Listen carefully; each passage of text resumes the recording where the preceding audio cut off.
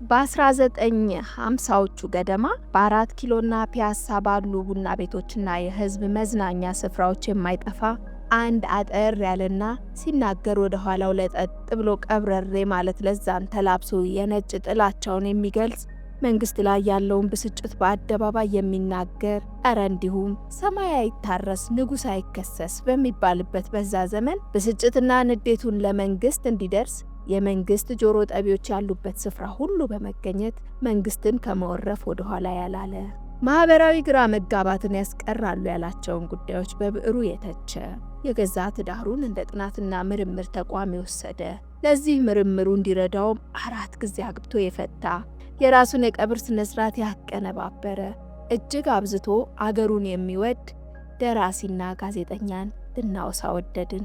ህዝብ እንዳይናገር በታፈነበት ወቅት የህዝብ ድምፅ የሆነውን እጅ አዙር ቀኝ ገዢዎች ያላቸውን ነጮችን በአደባባይ የተጋፈጠውን ያመነበትን ጉዳይ ከግብስ ለማድረስ በአዝናኝና ሳቅን በሚያጭር መልኩ የሚተገብረውን በርካታ የህትመት ውጤቶችን ለህዝብ ያደረሰውን ሰው ታሪክ በዚህ ቪዲዮ ልናስቃኛችሁ ወደድን። እንዲህ እንደ ዛሬው ባለ ታሪካችን ለሀገር የላቀ አበርክቶን አድርገው ነገር ግን ታሪካቸው ደብዝዞ የተጻፉ ግለሰቦችን ታሪክ በተከታታይ ለሚያቀርበው ለቻናላችን አዲስ ከሆናችሁ በብዙ ታተርፉበታላችሁና ሰብስክራይብ በማድረግ የሰዋሰው ፖድካስት ኔትወርክ ቤተሰብ ይሁኑ።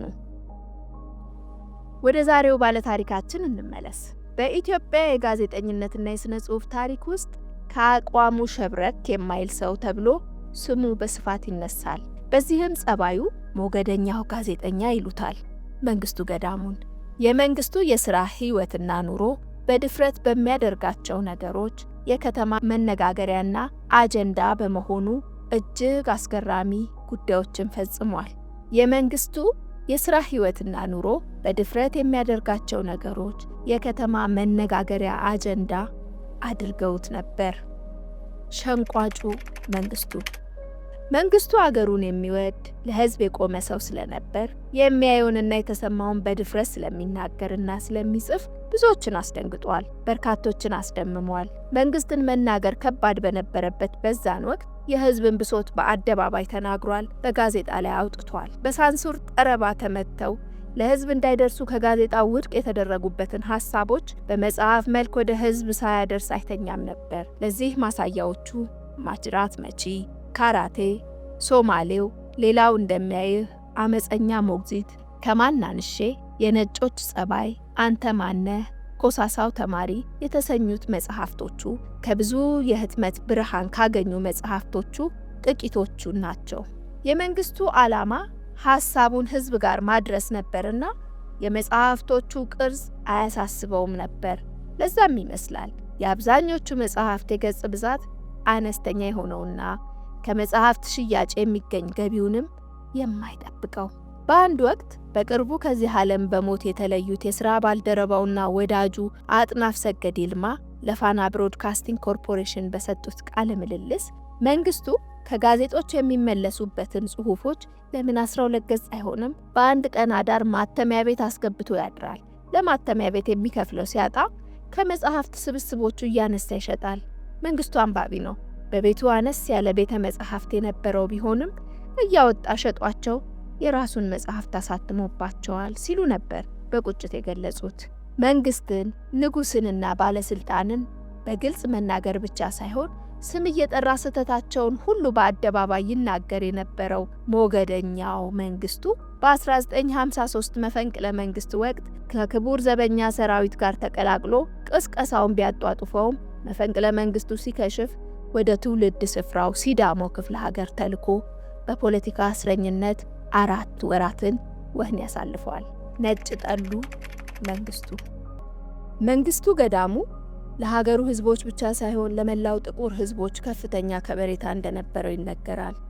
ህብረተሰቡ ለነጮች ያለውን አመለካከት ለመለወጥ አንድ ነጭ የውጭ ዜጋ የሆነ ግለሰብን በቀን የተወሰነ ብር እየከፈለው በአሽከርነት ቀጥሮ በየቡና ቤቱና በየአደባባዩ በርኖሱን አስይዞ እንደ ፊውዳል ከበርቴ ከኋላው እያስከተለ ይዞር ነበር።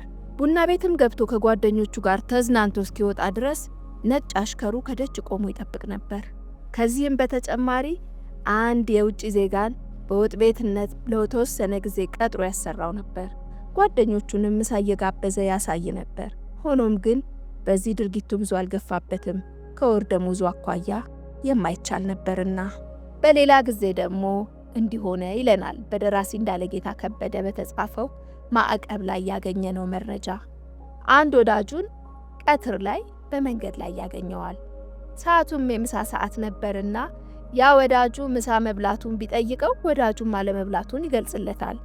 ለምን ቢለው ደሞዝ ባለመውጣቱ ለምሳ የሚሆን ሳንቲም እንደሌለ ያብራራል።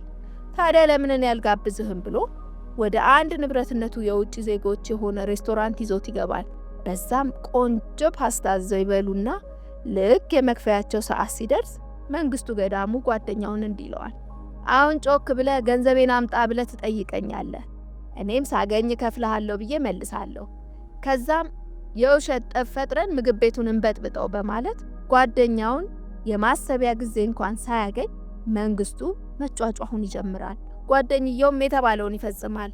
በውካታው ሌላው ደንበኛ እንዳይረበሽ የሰጉት የምግብ ቤቱ ባለቤቶች ሁለቱን ሰዎች ከምግብ ቤቱ ያስወጧቸዋል። ታዲያ በዚህን ጊዜ አንዱ አባራሪ ሌላኛው ተባራሪ በመሆን ሳይከፍሉ ያመልጣሉ።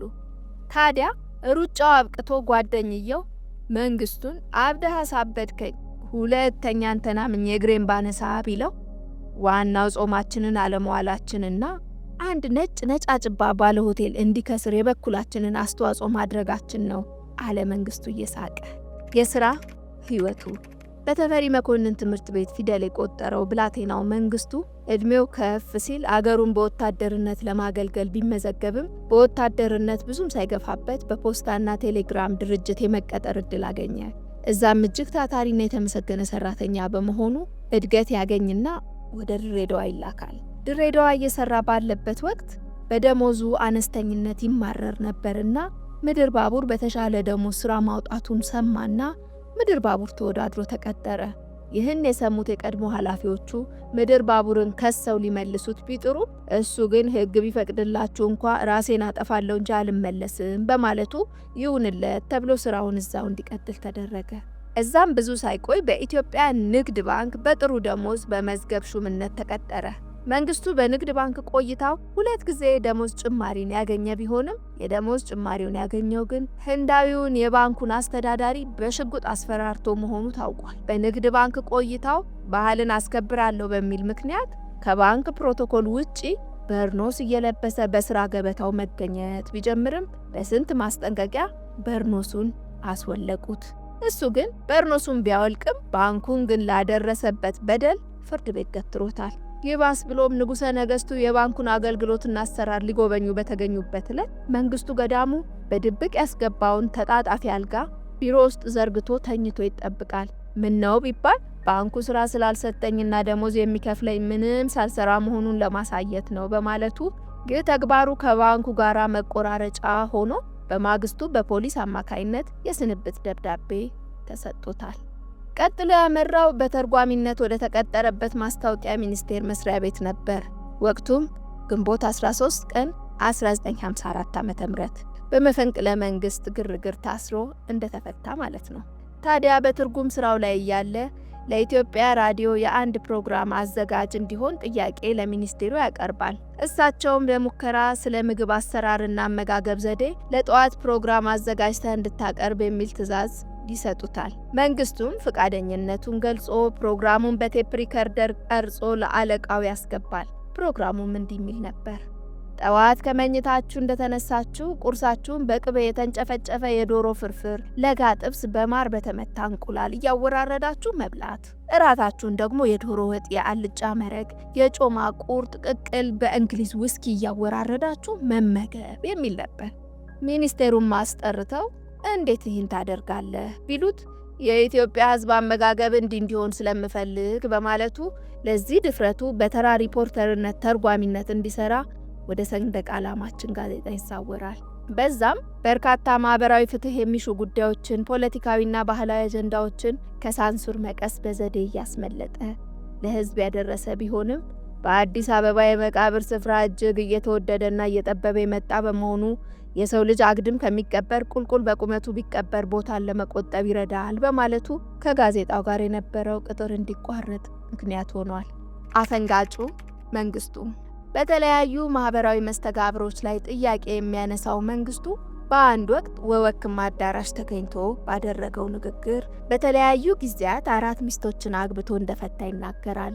ያንንም ያደረገው ለሳይኮሎጂ ጥናትና ምርምር መሆኑን ሲያብራራ የመጀመሪያዋ ሚስቴ ቆንጆና ያልተማረች፣ ሁለተኛዋ አስቀያሚ የተማረች እና ሀብታም፣ ሶስተኛዋ ያልተማረች ነገር ግን የከተማ ልጅ፣ አራተኛዋ ደግሞ የባላገር ልጅ ያልተማረች ግን ቆንጆ የነበረች። የእነዚህን ባህሪያት አንድ በአንድ በመመርመር ለጋብቻና ለትዳር ያላቸውን ዝንባሌና ፍላጎት በማጥናቴ ዛሬ ላይ ለኔ ማንኛውም ኢትዮጵያዊት ሴት ለትዳር ትስማማኛለች በማለት አስረድቷል። በሌላ ጊዜ ደግሞ የማህበረሰቡ ሌላኛው መገለጫ በሆነው በለቅሶ ስርዓት ላይ ይህን አደረገ። ወደሚሰራበት መስሪያ ቤት መንግስቱ ገዳሙ አርፏል፣ ቀብሩም ቀጨኔ መድኃኔዓለም ከቀኑ 9 ሰዓት ነው በማለት ይደውላል። ሰውም ሊቀብር በስፍራው በተገኘበት ወቅት ነጭ በነጩን ለብሶ ከአንድ ጉብታ ላይ በመውጣት ቀባሪውን አስደንግጧል። እሱም ለምን እንዲህ እንዳደረገ ሲጠየቅ በሞት ማን እንደሚቀብረኝ ለማወቅ ያደረኩት ጥናት ነው በማለት መልሷል። መቼም ሞት እንኳን በገዛ እጃችን ጠርተነው ይቅርና ወደኛ ለመምጣት አሰፍስፎ ነውና መንግስቱ ገዳሙ ይህን የሞቱን ድራማ አቀነባብሮ ብዙም ሳይቆይ እውነተኛ ሞቱ ተሰማ። በሲዳማ ክፍለ ሀገር የተወለደው መንግስቱ ገዳሙ ሐምሌ 20 ቀን 1968 ዓመተ ምህረት ከዚህ ዓለም ድካሙ አረፈ። መንግስቱ የተረት ያህል ስራዎቹና በርክቶቹ በብዙዎች ልብ ውስጥ ታትመው ቢኖሩም የዚህን የሀገር ልጅ ታሪክ ከትቦ የማስቀረት ተግባር ግን ችላ የተባለ ይመስላል። ይህን ቪዲዮ ለማዘጋጀት መረጃ በመሰብሰብ ሂደት ላይ ባለንበት ወቅት በርካታ ወዳጆችና የሥራ ባልደረቦቹ ከዚህ ዓለም በሞት መለየታቸውን ሰማን። ታዲያ ይህ የመንግስቱን የህይወት ታሪክ በአግባቡ ዶክመንት ለማድረግ ሂደቱን አዳጋች አድርጎታል። እርግጥ ቀደም ባሉት ጊዜያት የተሰሩ የመመረቂያ ጽሑፎች፣ በየጋዜጣ የወጡ መጣጥፎች ያሉ ቢሆንም ይህን ያለ ዘመኑ ቀድሞ የተገኘ ጸሐፊና ጋዜጠኛ የአቋም ሰው መንግስቱ ገዳሙን ፍልስፍናውን ለመመርመር ታሪኩን ጠልቆ ለማየት በቂ አይደሉም። በዛሬ ቆይታችን ይህን እውቅና ቆራጥ ጋዜጠኛ እንዳስተዋወቅናችሁ ብሎም ለተጨማሪ ምርምር እንደቀሰቀስናችሁ ተስፋ እናደርጋለን። ቪዲዮውን ላይክ በማድረግ ቤተሰባችን መሆናችሁን እያረጋገጣችሁልን ስለ መንግስቱ ገዳሙ ከሰማችኋቸው ወይም ካነበባችኋቸው የምታስታውሷቸውን ጉዳዮች ኮሜንት ሳጥን ውስጥ ተውልን። ጤና ይስጥልን።